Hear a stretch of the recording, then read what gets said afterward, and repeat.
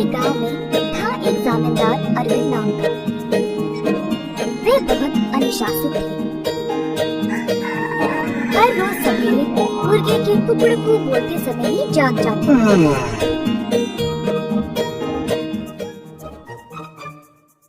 फिर अपने नौकरों को जगा के उन्हें काम पे भेजते थे।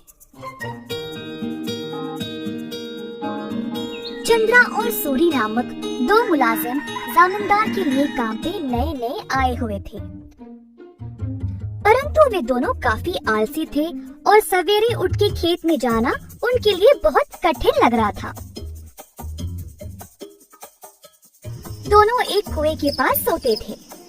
एक दिन चंद्रा ने सूरी से कहा, हाय रे, हर रोज सवेरे जाग के जाना बहुत ही कठिन काम है ना। सूरी को भी ऐसा ही लगा। हाँ चंद्रा, परंतु हम करें तो क्या करें, मुर्गे के कुकड़कू से ही जमींदार जी जाग जाते हैं। अरविंद जी ने इन दोनों का व्यवहार ध्यान से और चुपचाप से जांचा। आखिरकार उन्होंने एक दिन उन दोनों को सबक सिखाना चाहा।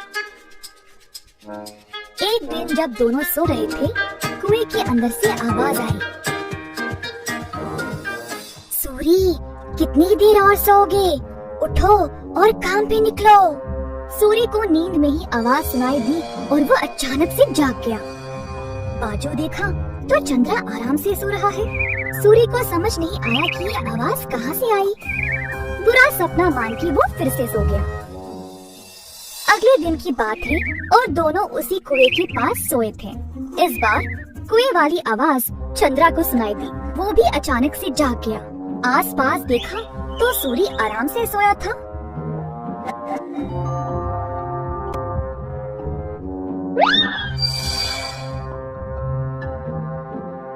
कोई बुरा सपना था शायद, ऐसा सोचकर वो भी फिर से सो गया।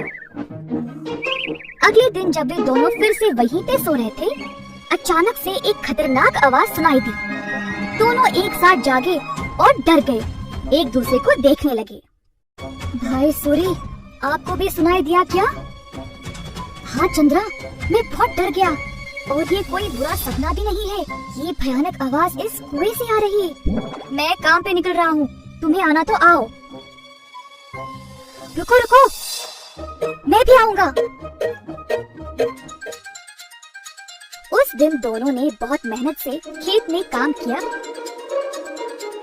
और दोपहर में भोजन के समय जमींदार जी के पास आए। खाना खाते समय दोनों की शक्ल पे सिर्फ परेशानी लिखी हुई थी। जमींदार जी ने पूछा कि हुआ क्या। चंद्रा और सूरी ने सारी घटना सुनाई। ये सुनकर जमींदार जोर जोर से हंसने लगे। सुनो तुम दोनों, वो कोई भूत या बुरा सपना नहीं था। मैंने देखा कि तुम दोनों कुछ ज्यादा ही आलसी थे, इसीलिए तुमको सबक देना चाहा। कुएं के पास वो मैं ही था जो आवाजें निकाल रहा था। अब आई समझ। अब से ये सुस्ती छोड़ो और ठीक से काम करो।